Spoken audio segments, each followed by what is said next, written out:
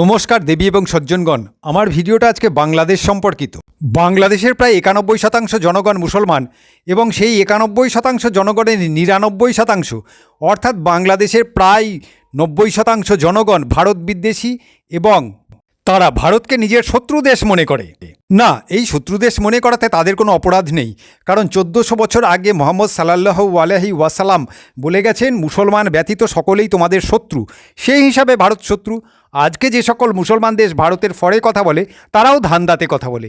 দেখুন, ভারতের প্রতিবেশী পাকিস্তান, এমনকি আজকে মালদ্বীপ, যারা ভারত ছাড়া এক পা চলতে পারবে না, তারাও ভারত বিরোধিতা করতে গিয়েছে এবং ভারতের বিরোধিতা করতে গিয়ে মালদ্বীপের প্রধানমন্ত্রীর গদিচ্যুত হওয়ার অবস্থা হয়ে গেছে। ভারতের বিরোধিতা করবে বাংলাদেশ, এটাই স্বাভাবিক, কারণ বাংলাদেশে যত মুসলমান বাড়বে তত ভারতকে তারা কাফেরদের দেশ ভাববে এবং ভারত বিরোধিতা করবে। শুধু বাংলাদেশ কেন, ভারতের 99% মুসলমান মোদি বিরোধী, হিন্দু বিরোধী। সুতরাং বাংলাদেশ, পাকিস্তান, মালদ্বীপের কী দোষ? বাংলাদেশের বিভিন্ন নন প্রোডাক্টিভ অপদার্থী ইউটিউবারের ভিডিওকে দেখে তাদের একমাত্র সম্বল হচ্ছে ভারত বিরোধিতা। সেই জন্য সব ইউটিউবাররা মিলে ভারত বিরোধিতায় নেমেছে এবং তাদের প্রচণ্ড হারে ভিউ হচ্ছে। এর সঙ্গে তাল মিলিয়েছে বা পালের গোদা হচ্ছেন পিনাকি ভট্টাচার্য নামে একজন বাংলাদেশ থেকে বিতাড়িত ইউটিউবার, যিনি এককালে বাংলাদেশে থাকতেন এবং বাংলাদেশ থেকে বিতাড়িত হয়েছেন এবং তিনি বামপন্থী ছিলেন, দেশদ্রোহী ছিলেন, সেই জন্য তাকে বিতাড়িত করা হয়েছে। যাই হোক, কিছুদিন আগে মালদ্বীপের মতন একটা ছোট্ট পুচকে দেশ, যার কোনো ক্ষমতা নেই, 100% বিদেশি নির্ভর, সেই দেশেও মোদি বিরোধিতা এবং কাফের ভারত বিরোধিতা শুরু হয়েছে। তাদের রাষ্ট্রপতি মোহাম্মদ মইজু ভারত বিরোধিতা করেই ক্ষমতায় এসেছে। শুধু তাই না, তারপরে ভারত বিরোধিতার ফলটাও সে হাতে হাতে পাচ্ছে। তাদের দেশের লোকই না খেয়ে মরতে বসেছে এবং বর্তমানে তার দেশের লোকই তাকে গদি থেকে ছুঁড়ে ফেলে দেওয়ার চিন্তা ভাবনা করছে। কাশ্মীর থেকে 370 নম্বর ধারা উঠে যাওয়ার পরে পাকিস্তান চিৎকার চেঁচামেচি করে কাফের দেশ ভারত থেকে সমস্ত ব্যবসা বাণিজ্য বন্ধ করে দিয়েছিল এবং খাবার আমদানি বন্ধ করে দিয়েছিল। বর্তমানে পাকিস্তানে 500 টাকা কেজি আটা। পাকিস্তান ভিক্ষের ভাটি হাতে নিয়েছে। শ্রীলঙ্কা চীনের সঙ্গে বহু দহরম মহরম আরম্ভ করেছিল। নৌবন্দর চীনকে লিজ দিতে বাধ্য হয়েছে। এখন শ্রীলঙ্কা ভিক্ষের ভাটি হাতে নিয়ে ভারতের দিকে হাত বাড়িয়েছে। এই ইউটিউবারগুলো, বাংলাদেশি ইউটিউবারগুলো কিছু পয়সা ইনকামের জন্য বাংলাদেশের সমস্ত লোককে খেপিয়ে তুলেছে ভারতের বিরুদ্ধে। কিন্তু দেখুন, গতকাল ভারত থেকে আলু গিয়েছে বলে বাংলাদেশের আলু 40 টাকা থেকে 20 টাকায় নেমে গিয়েছে। বাংলাদেশের ইউটিউবাররা যে রাস্তায়, যে বাসে চেপে যে রাস্তা দিয়ে আসছে, সেই রাস্তার পাথর, পিচ এবং সেই বাস ইন্ডিয়া থেকে রপ্তানি করা হচ্ছে। পয়সা ইনকামের জন্য কিছু মূর্খ মুমিনকে খেপিয়ে তুলে তারা ফায়দা লোটার চেষ্টা করছে।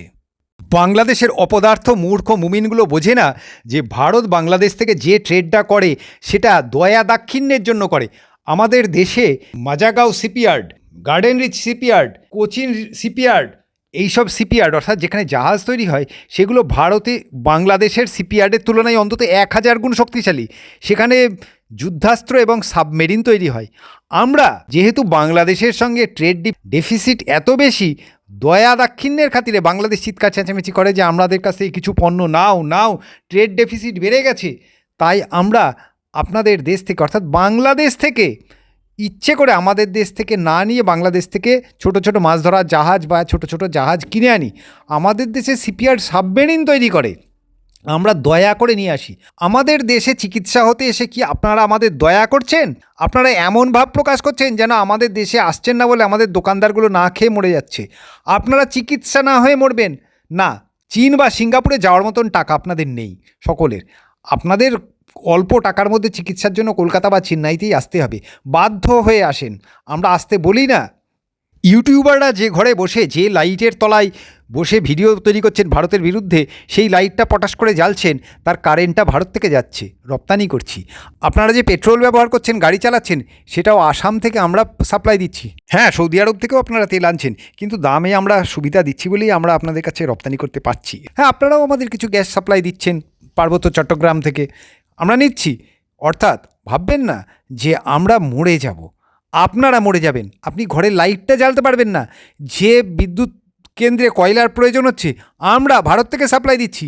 বাপ বলে আপনি কয়লা নিতে বাধ্য। যে তেল 150 টাকা লিটার কিনে আপনার ঘরের কড়াইয়ে তরকারি রান্না হচ্ছে, ভারত থেকে তেল না গেলে সেই তেল 300 টাকা লিটার হবে। লাফালাফি করেন না। সৌদি আরব বা বিদেশে গিয়ে কামলা খাটা ছাড়া তো আপনাদের দেশে কোনো রেমিটেন্স আসবে না। আপনাদের দেশে তো কোনো ইনভেনশন বা চিকিৎসা বিজ্ঞান উন্নত এমন কিছু না যে আপনার দেশে বিদেশ থেকে লোক চিকিৎসা হতে আসবে। প্রোডাকশান এমন কিছু নেই যাতে আপনাদের দেশকে চালানো যেতে পারে। কাউরির সাহায্য নিয়ে যদি চলতে হয় সারা জীবন, তাহলে সাহায্যকারীকে কিন্তু সম্মান দিতেই হবে।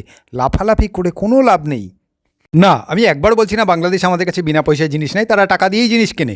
তো এই ট্রেডটা বন্ধ করবার জন্য আপনারা উঠে পড়ে কেন লেগেছেন? আপনি কি ভাবছেন এতে ভারতকে মেরে দেবেন?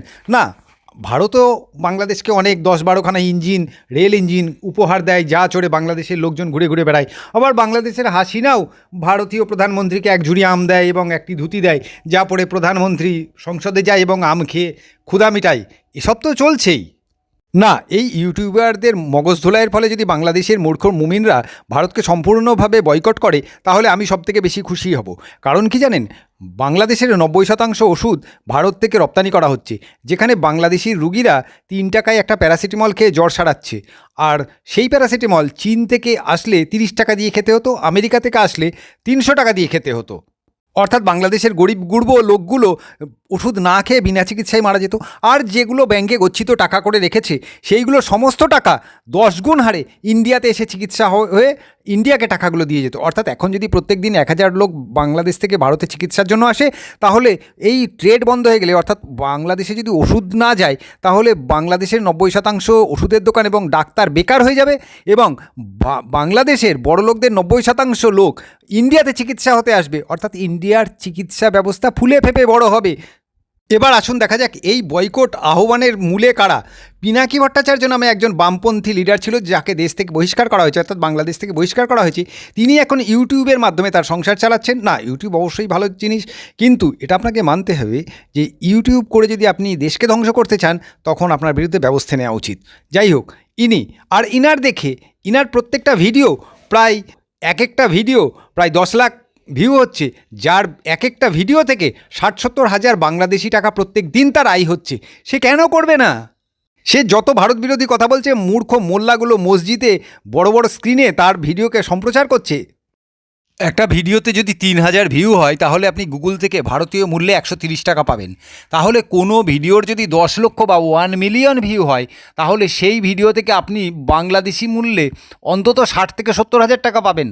এই দেখে বাংলাদেশের অন্যান্য ইউটিউবাররাও এই ভারত বয়কট প্রোগ্রামে অংশগ্রহণ করেছে এবং শুধু তাই না, তারা ভিডিও বানিয়ে বহু টাকা ইনকাম করছে, ইজি মানি। এটাই আসল কথা। বাংলাদেশের গোলাম মৌলানা রনি, সে রাজনৈতিক ভিডিও করতো, তিনিও বয়কটের ভিডিও আরম্ভ করে দিয়েছেন। হাঙ্কারে আন্দোলনের নাম হবে ইন্ডিয়া আউট। আমরা মালদ্বীপের ওই নামটাই নিলাম। এই লড়াইয়ের শুরু মালদ্বীপে, আমাদের মালদ্বীপের ভাইদের সাথে সংহতি। আমরা চাই এই অঞ্চলের নেপাল, ভুটান, পাকিস্তান, আফগানিস্তান, 7 সিস্টার্স, ভারতের শিখ সম্প্রদায় এই লড়াইয়ে যুক্ত হোক। এই ভদ্রলোক বলছে ভারতের 7 সিস্টারও যেন ভারতকে বয়কট করে, ভারতের শিখরা ভারতকে বয়কট করে। ইনি মুসলমানরা ভারতকে বয়কট করে কেন বলছেন না ভারতে? কারণ বিপদ আছে। অর্থাৎ ভারতীয় মুসলমানদের উপর ভারতীয়রা যদি চটে যায়, তাহলে তো মুসলমানদের বিপদ হবে। ইনি মৌলবীর মেয়েকে বিবাহ করেছেন, অর্থাৎ এক মুসলমান মৌলবীর মেয়েকে বিবাহ করেছেন। বিবাহ হওয়ার পরে তিনি অবশ্যই তার প্রভাবিত হয়েছেন বা করে এখন তিনি বিদেশে চলে গিয়েছেন। যাই হোক, মৌলবীর মেয়ে বিয়ে করলে তো তাকে ধর্মান্তরিত করেই নিশ্চয়ই বিবাহ করেছে, কিন্তু তিনি হিন্দু নামটা ব্যবহার করছেন কেন জানেন তো? মুসলমান হয়ে যদি হিন্দুর সপক্ষে কথা বলি, আমার ভিডিওটা আপনারা কেন দেখেন? নামটা সালমান। আপনারা শফিকুলের ভিডিও কেন দেখেন? মুসলমান হয়ে তিনি বিজেপির হয়ে কথা বলছেন, সেই জন্য বেশি করে দেখেন। তেমনি পিনাকি ভট্টাচার্য নামটা নিয়েই উনি হিন্দুর বিরুদ্ধে বা ভারতের বিরুদ্ধে কথা বলছেন, তার ভিডিও তো বেশি হবেই। এটা সাইকোলজি। এই সাইকোলজিটাও আপনাদের বোঝার দরকার আছে। বিশেষ করে তার ভিডিওতে মুসলমানেরা হুমড়ি খেয়ে পড়ে দেখবে, এটাই স্বাভাবিক।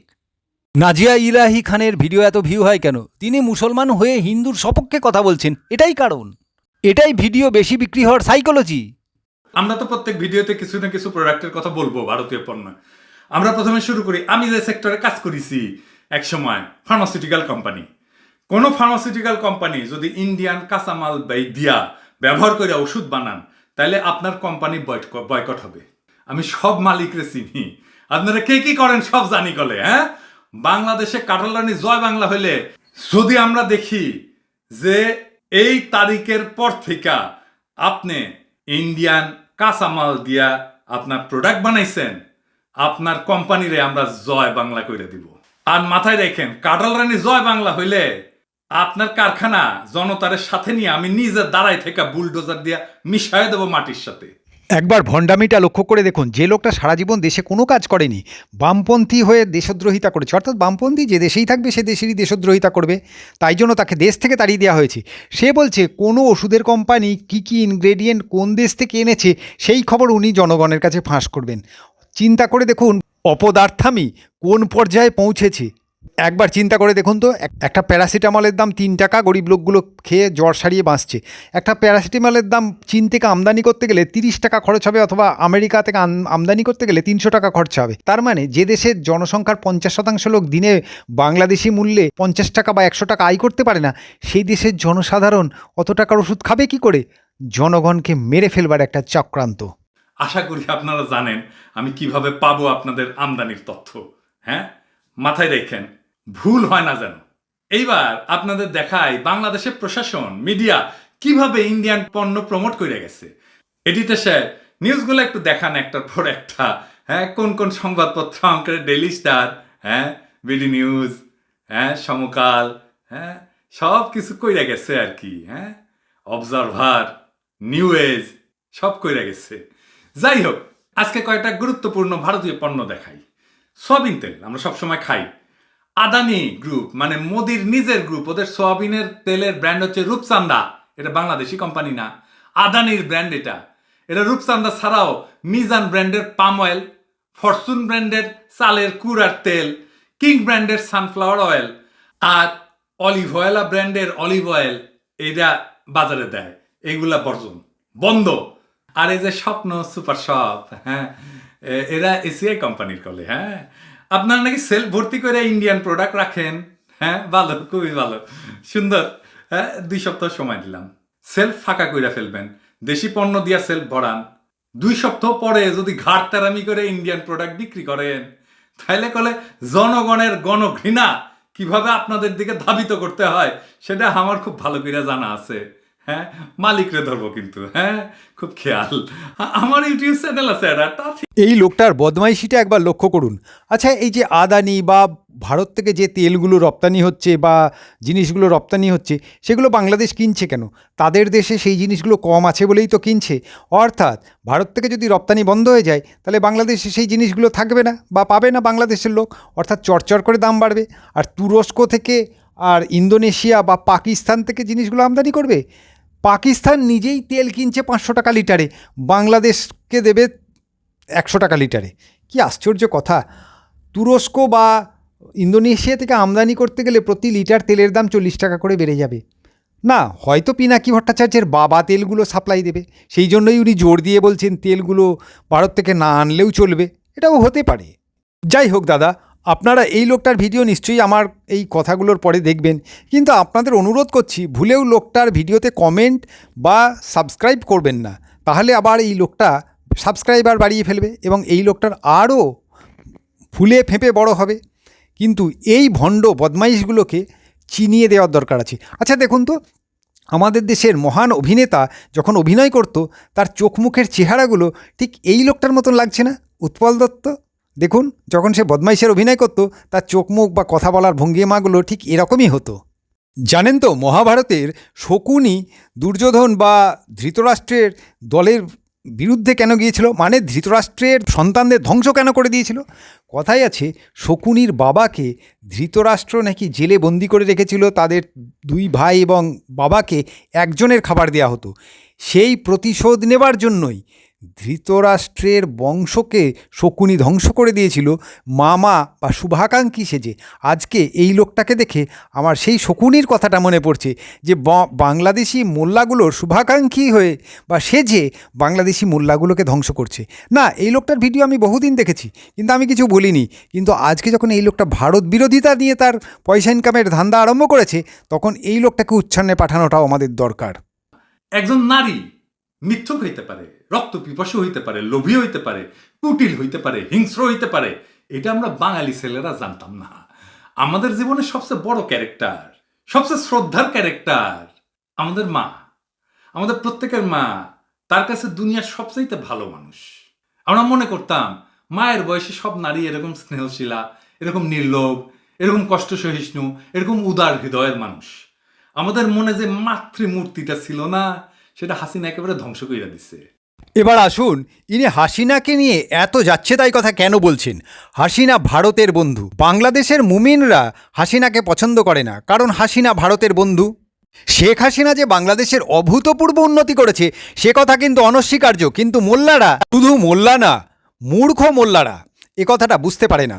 কারণ হাসিনা তাদের ভালোর জন্য ভারতের সঙ্গে বন্ধুত্ব করেছে, দেশের উন্নতির জন্য করেছে এবং দেশের প্রভূত উন্নতি করেছে। কিন্তু মোল্লাদেরকে ভিডিও বিক্রি করে এই লোকটির সংসার চলবে না। আমি ইউটিউবকে কখনোই অশ্রদ্ধা করছি না, এটি একটি সুন্দর মিডিয়া, সুন্দর পেশা, কিন্তু এই সুন্দর পেশাকে লোকের কাছে ভুলভাবে উপস্থাপিত করে পয়সা ইনকাম করাটা অবশ্যই দণ্ডনীয় অপরাধ। চিকিৎসা বিজ্ঞান অবশ্যই ভালো পেশা, চিকিৎসক মানুষের কাছে নমস্য, কিন্তু তার মানে এই না যে চিকিৎসক লোকের কিডনি, হৃদয় চুরি করে বিক্রি করে অন্যের দেহে লাগিয়ে দিচ্ছে সেই চিকিৎসক অবশ্যই দেশের এবং জাতির জন্য কলঙ্ক, এবং তাকে উপযুক্ত শাস্তি দেওয়ার দরকার আছে। এই ইউটিউবার ভিডিও করে দেশের জনগণকে বিপাকে ফেলছে এবং ভুল বোঝাচ্ছে, একেও শাস্তি দেওয়ার প্রয়োজন আছে। আর একে শাস্তি দেবে কি করে? এ তো দেশ থেকে পালিয়ে গেছে, বামপন্থী করে দেশের বিরোধিতা করে দেশ থেকে তাড়া খেয়ে পালিয়ে গেছে। এখন বিদেশে বসে দেশের মানুষের মগজধোলাই করে দেশের মানুষগুলোকে বিপাকে ফেলছে, আর মোল্লারা হাততালি দিচ্ছে এবং এর ভিডিওতে প্রায় এক একটা ভিডিওতে 1 মিলিয়ন ভিউ করে দিচ্ছে। এবার আসেন প্রবাসীদের নিয়ে, আমাদের প্রবাসী ভাই বোনদের নিয়ে আমরা কি করবার পারি? আমরা 1 কোটি বাংলাদেশি প্রবাসী, তাই না? হাঙ্গারের সাথে যুক্ত আছে আমাদের পরিবারের প্রায় 4 কোটি মানুষ, তাই না? বাংলাদেশে আমাদের উপার্জনের একটা অংশ তো 4 কোটি মানুষের কাছে যায় প্রত্যেক মাসে মাসে। আপনারা দেশে টাকা পাঠানোর পরে পরিবারের একটা ফোন দিবেন, ফোন দিয়ে বলবেন যে আমরা রক্ত পানি কইরা, পরিশ্রম কইরা, টাকা উপার্জন কইরা দেশে পাঠাই, মেহেরবানি কইরা এই টাকা দিয়া দুশ্মনের কোনো পণ্য কিনবেন না, দুশ্মনের পণ্য কিনবেন না। 5 কোটি ভোক্তার বাজার মানে এটা মায়ানমারের চাইতেও বড় বাজার। শুধু আমাদের পরিবার তারাই যদি ইন্ডিয়ান পণ্য বর্জন করে, পুরা দেশ বর্জন করলে যে ইম্প্যাক্ট হবে সেই রকম ইম্প্যাক্ট হবে। আর প্রবাসীদের পরিবার তো মাশাআল্লাহ সম্পন্ন পরিবার, সচ্ছল পরিবার, কি বিশাল প্রভাব পড়তে পারে চিন্তা করেছেন? না, এই অপদার্থ ব্যক্তির জন্য ভারতের চিন্তার কোনো কারণ নেই। কারণ যে দেশে 100 জন মানুষের মধ্যে 50 জন ভিখারি, 30 জন মধ্যজীবী এবং 20 জন উচ্চবিত্তের সম্পন্ন লোক, সেখানে ভারতীয় পণ্য বিক্রিটাও কোনো অসুবিধাই না।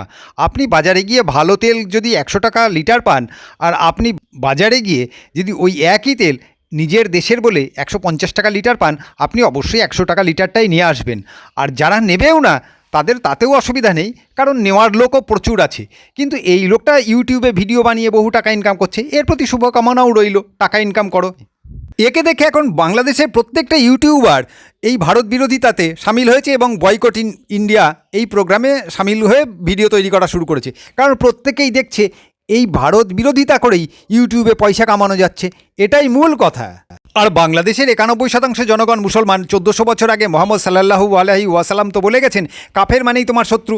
আর বাংলাদেশ কেন, ভারতে যে সকল মোহাম্মদ সাল্লাল্লাহু আলাইহি ওয়াসাল্লামের অনুসারী আছে তারাও ভারতীয় সভ্যতার মান্যতাকারীকে কাফের মনে করে এবং শত্রু মনে করে। অর্থাৎ ভারতে বসবাসকারী মুসলমানরাও ভারতীয় সভ্যতার অনুসারী সনাতনীদের কাফের মনে করছে। কি আশ্চর্য মগজধোলাই! আজকের ভারতীয় মুসলিমরাও জানে যে তাদের পূর্বপুরুষও সনাতন ছিল এবং ইসলামের বা আরবীয় সংস্কৃতির তরবারির ভয়ে তারা আরবীয় সংস্কৃতিকে গ্রহণ করেছে এবং ভারতীয় সংস্কৃতিকে পরিত্যাগ করেছে। তবুও তারা ভারতীয় সংস্কৃতির অনুসারী বা সেই অনুসারে যারা চলছে, ভারতীয় সংস্কৃতিকে রক্ষার জন্য যারা চেষ্টা করছে, তাদের বিরোধিতা করছে ভারতের খেয়ে ভারতে বসে। এই বছর কালে মোদির ইলেকশন, মালদ্বীপ হারাইল মোদি। এইবার যদি বাংলাদেশের রাম ধোলাই খায় মোদি, সে তার ভোটারদের কি উত্তর দেবে? আমাদের এই লড়াইয়ের চাবি কলে আমাদের হাতে, আমাদের পকেটে, কারো উপরে নির্ভর করতে হবে না, আমাদের কোথাও ধর্ণা দিতে হবে না, আমাদের লাঠি গুলি টিয়ার গ্যাস খাইতে হবে না, জেলে যাইতে হবে না, শহীদ হইতে হবে না। এই লড়াইয়ে শুধু গাজী হব আমরা। ইন্ডিয়ার বাণিজ্যিক স্বার্থ খালি মাইর খাবে, পাল্টা আঘাত করতে পারবে না, মাইর হবে, সাউন্ড হবে না। পালকি শর্মা, বাংলাদেশ কি জিনিস টের পাও নাই না? আমাদের মোগলরা পারে নাই পদানত করতে, ব্রিটিশরা পারে নাই, পাকিস্তানিরা পারে নাই, ইন্ডিয়াও পারবে না। বাংলার মাটি দুর্জয় ঘাটি। এই মাটি দিল্লির দাসত্ব মানবে না। মোদির নাকি 56 ইঞ্চি ছাতি, হ্যাঁ পালকি, হ্যাঁ আমাদের সাথে অত বড় না। কিন্তু তুমি জানো বাংলাদেশের সেরা জিনিসটা কি জানো?